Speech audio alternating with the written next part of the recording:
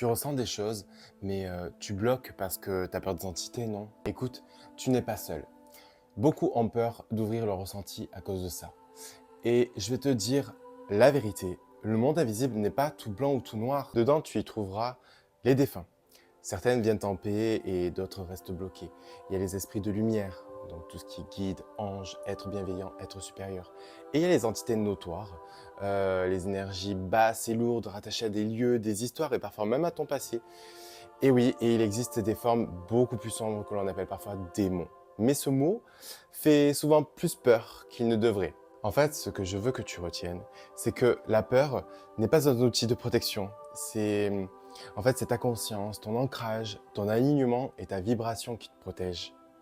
Et tu as le droit de te sentir en sécurité dans ton exploration.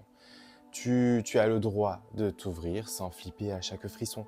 Mais pour cela, il faut apprendre à t'ancrer, te protéger et te nettoyer. C'est hyper important. Et c'est pour cela que j'ai mis en ligne une date pour un nouvel atelier qui s'appellera Ancrage et Protection et qui se déroulera pour la première fois le 19 septembre.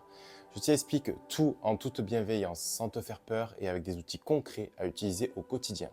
Si tu veux enfin avancer sereinement dans ta pratique sans avoir la boule au ventre, réserve ta place maintenant et envoie ce reel si tu le souhaites à une personne qui a peur d'ouvrir ses ressentis.